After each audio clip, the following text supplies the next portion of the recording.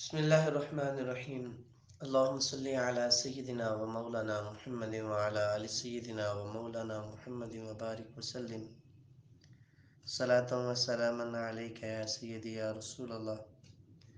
وعلی آلک و اصحابک یا سیدی یا حبیب اللہ۔ صاحب الولاء صلی اللہ علیہ وآلہ وسلم کا فرمان ہے کہ اعمال کی بنیاد، اعمال کا دار و مدار نیتوں پر ہوتا ہے۔ ہم نیت کرتے ہیں اللہ اور اس کے حبیب کی رضا کے لیے احادیث مبارکہ کو سنیں گے، پڑھیں گے، ان پر عمل کریں گے، ان کو دوسروں تک پہنچائیں گے۔ اے مالک کائنات، ان احادیث طیبہ کو ہمارے لیے نجات کا ذریعہ بنا، ہمارے لیے بخشش کا ذریعہ بنا، ہمارا خاتمہ بالایمان فرمانا۔ اے رب ذوالجلال، بروز قیامت سرکار علیہ الصلوۃ والسلام کی فرامین کا صدقہ ہم کو ان کی شفاعت سے بہرہ مند فرمانا۔ آج ہم جو حدیث مبارکہ پڑھنے والے ہیں، امام بخاری علیہ رحمہ نے اس حدیث مبارکہ سے پہلے باب باندھا ہے، اور باب باندھا ہے باب قول النبی صلی اللہ علیہ وآلہ وسلم انا اعلمکم باللہ وان المعرفۃ فعل القلب۔ رسول اللہ صلی اللہ علیہ وآلہ وسلم کے فرمان کی تفصیل کہ سرکار علیہ الصلوۃ والسلام نے ارشاد فرمایا، میں تم سب سے زیادہ اللہ کو جانتا ہوں، اور اس بات کا ثبوت کہ معرفت دل کا فعل ہوتا ہے۔ ان عائشہ رضی اللہ عنہا قالت کان رسول اللہ صلی اللہ علیہ وآلہ وسلم اذا امرهم من الاعمال بما یطیقون۔ حضرت عائشہ صدیقہ رضی اللہ عنہا بیان کرتی ہیں کہ رسول اللہ صلی اللہ علیہ وآلہ وسلم لوگوں کو کسی کام کا حکم دیتے تو وہ ایسا ہی کام ہوتا جس کے کرنے کی لوگوں میں طاقت ہوتی تھی۔ ٹھیک ہے، اب یہ جملہ حضرت عائشہ صدیقہ رضی اللہ عنہا جو فرما رہی ہیں، اس کا خیال رہے کہ کتنا پیارا جملہ ارشاد فرمایا، اور میرے محبوب علیہ الصلوۃ والسلام کا کتنا پیارا انداز ہمیں بتایا۔ فرمایا کہ میرے محبوب علیہ الصلوۃ والسلام ایسے تھے کہ جب وہ کسی بندے کو کسی کام کرنے کا حکم دیتے تھے تو وہ اس کی طاقت کے مطابق ہی حکم دیتے تھے، اس کی طاقت سے بڑھ کر حکم نہیں دیتے تھے۔ تو آپ احباب اس چیز کا بھی خیال رکھیں، میں بھی اس چیز کا خیال رکھوں کہ ہم لوگوں کی طاقت سے بڑھ کر کسی کام کا حکم کسی کو بھی نہ دیں۔ ٹھیک ہے، ہم بعض دفعہ لوگوں کی طاقت اور ان کی حیثیت سے بڑھ کر ان سے امیدیں لگاتے ہیں، تو یہ بھی سرکار کے اس فرمان کی وجہ سے ہمیں ترک کر دینا چاہیے۔ اور بعض دفعہ ہم یہ ہے کہ اپنی اولاد پر بہت زیادہ برڈن ڈال دیتے ہیں، اور بعض دفعہ یہ ہوتا ہے کہ ہم اپنے جاننے والے پر، کسی عزیز پر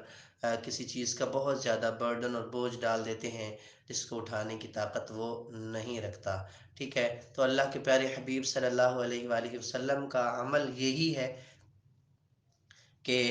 لوگوں پر ان کی حیثیت کے مطابق ہی وزن ڈالنا، لوگوں پر ان کی حیثیت کے مطابق ہی کسی کام کے کرنے کا حکم دینا۔ ٹھیک ہے، اب اپنی اولاد کو نماز پڑھائیں، ٹھیک ہے، آپ نماز پڑھانے کا حکم دیتے ہیں، اب یہ ضروری نہیں ہے کہ آپ اپنی اولاد کو یہ بھی ساتھ کہیں کہ جناب تم نے تہجد بھی پڑھنی ہے۔ ٹھیک ہے، اب یہ کوئی فرض چیز تو نہیں ہے تہجد، لیکن آپ اگر سختی سے پڑھائیں گے تو اس کا اجر بھی کم ہو جائے گا، اور اس سے وہ متنفر بھی ہو جائیں گے۔ تو سب سے بڑی وجہ یہی ہے کہ سرکار نے جو لوگوں کو ان کے وزن کے مطابق کام کرنے کا حکم دیا ہے، تو وہ اس وجہ سے کہ یہ متنفر نہ ہو۔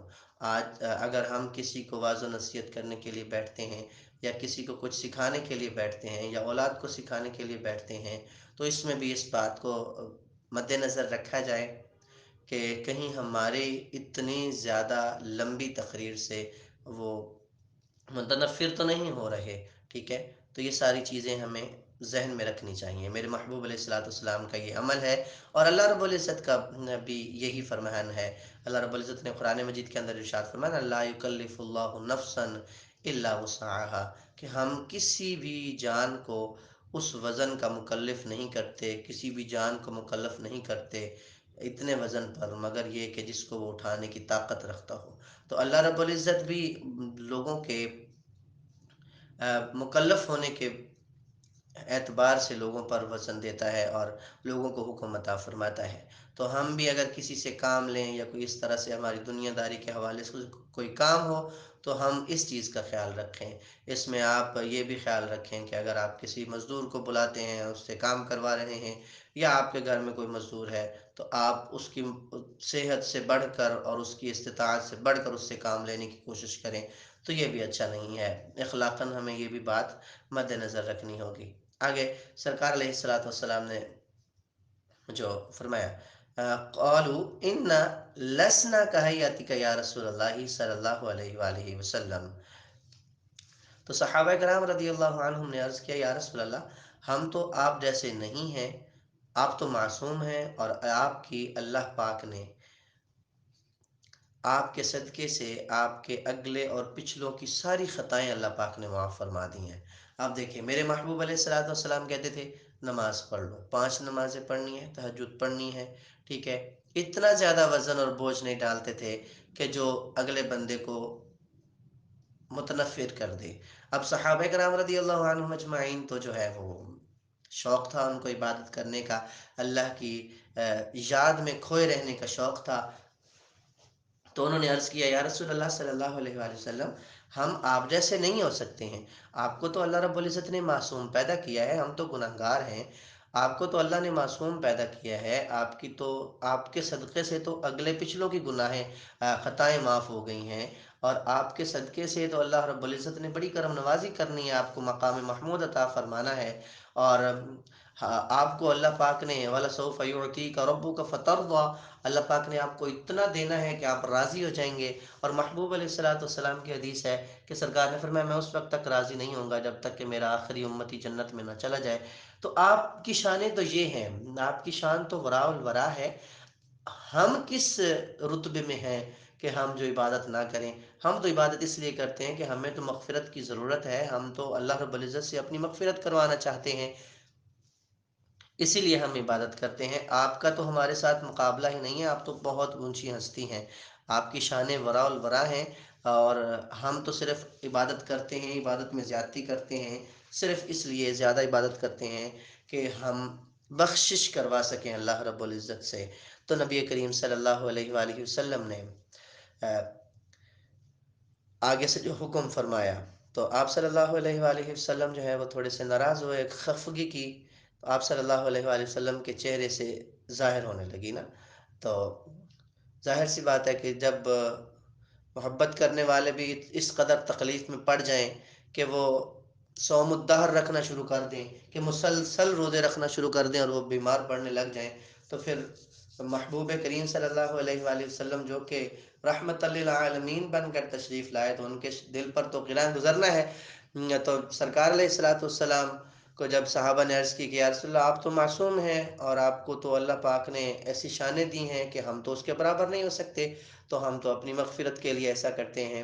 تو صاحب الاولاق صلی اللہ علیہ وآلہ وسلم ناراض ہوئے، آپ نے خفگی کا اظہار کیا، آپ صلی اللہ علیہ وآلہ وسلم کے چہرے سے خفگی جو ہے وہ ظاہر ہونے لگی۔ پھر فرمایا، ثم یقول، پھر فرمایا، ان اتقاکم واعلمکم باللہ انا، نبی کریم صلی اللہ علیہ وآلہ وسلم نے فرمایا، میں تم سب سے زیادہ اللہ سے ڈرتا ہوں، اور تم سب سے زیادہ اسے جانتا ہوں۔ اللہ رب العزت کی جو معرفت میرے محبوب علیہ الصلوۃ والسلام کو ہے، وہ کسی کو بھی نہیں ہے، کسی کو بھی آج تک دنیا میں ایسی معرفت اللہ رب العزت نے نہیں عطا فرمائی۔ اور اللہ رب العزت کہ محبوب علیہ الصلوۃ والسلام نے جس طرح سے اللہ رب العزت کو جانا، دیکھا، تو فکان قاب قوسین او ادنی، تو یہ اس قدر گہرائیوں سے اور اس قدر نزدیکیوں سے اللہ رب العزت کا دیدار کرنے کی جو سعادت ملی، میرے محبوب کریم صلی اللہ علیہ وآلہ وسلم کو ملی۔ تو فرمایا کہ جتنا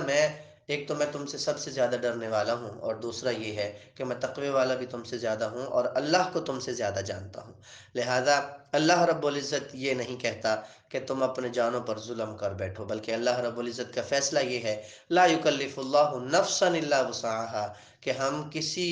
نفس کو، کسی جان کو مکلف نہیں کرتے مگر یہ کہ وہ اس کی طاقت رکھتا ہو۔ اور پھر یہی ہر بندے پر یہ بات صادق آتی ہے کہ ہم کسی کو بھی اتنا زیادہ وزن نہیں دیتے۔ تو صاحب الاولاق صلی اللہ علیہ وآلہ وسلم کا بھی یہی فرمان۔ ایک اور سرکار کی حدیث ہے، فرمایا کہ احب الاعمال الی اللہ ادومها وان قل۔ صاحب الولاق صلی اللہ علیہ وآلہ وسلم نے فرمایا کہ بندے کے سب سے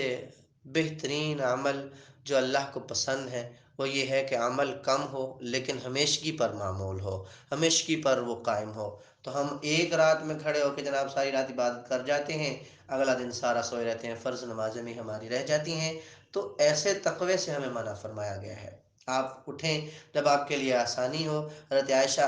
فرماتی ہیں کہ میں سرکار علیہ الصلاۃ والسلام کو دیکھتی تو ایسے لگتا کہ جیسے آپ سو ہی رہے ہیں، آپ عبادت نہیں کر رہے۔ جب میں آپ کو دیکھتی تو آپ عبادت کر رہے ہوتے تو میں یہی محسوس کرتی کہ آپ عبادت ہی کر رہے ہیں، آپ سوئے نہیں ہیں۔ تو ایک اور روایت ہے بخاری شریف کی جس میں سرکار علیہ الصلوۃ والسلام نے ارشاد فرمایا کہ میں سوتا بھی ہوں، یہی حدیث کے الفاظ ہیں کہ میں تم سے زیادہ اللہ سے جانتا ہوں، اور میں سوتا بھی ہوں اور میں رات کو عبادت بھی کرتا ہوں، سن لو کہ تمہاری جان کا بھی تمہارے اوپر حق ہے۔ تو یہ باتیں ہمیں ذہن نشین رکھنی چاہیے کہ ہمارے جسم کا حق ہمارے پر ہے، ہماری اولاد کا، ہمارے رشتہ داروں کا حق ہم پر ہے، تو ہم اپنی جان پر اتنا ہی بوجھ ڈالیں جتنا ہم اس کی طاقت رکھتے ہوں، اور اللہ رب العزت کی عبادت اگر ہم کریں تو اس طریقے سے کریں کہ عمل چاہے تھوڑا ہو لیکن ہمیشگی پر معمول ہو۔ آپ نماز فجر سے پہلے اٹھیں، اذان فجر سے پہلے اٹھیں اور 2 رکعت نماز نفل پڑھ لیں، یہ بہتر ہے اس سے کہ آپ جناب 3 بجے اٹھیں اور پڑھتے رہیں، سو جائیں، فجر کی نماز رہ جائے۔ تو ایسا ہمیں نہیں سکھایا گیا۔ محبوب کریم صلی اللہ علیہ وآلہ وسلم کی تعلیمات یہ ہیں کہ کسی پر بھی ایسا بوجھ نہ ڈالا جائے جس کی وہ طاقت نہ رکھتا ہو۔ تو عبادت کرنی چاہیے، ریاضت کرنی چاہیے، لیکن اس قدر کہ جس قدر بندہ متنفر نہ ہو اور شوق و ذوق سے عبادت کرتا رہے۔ اللہ رب العزت محبوب کریم صلی اللہ علیہ وآلہ وسلم کی احادیث پر عمل کی توفیق عطا فرمائے۔ آمین بجاہ النبی الامین صلی اللہ علیہ وآلہ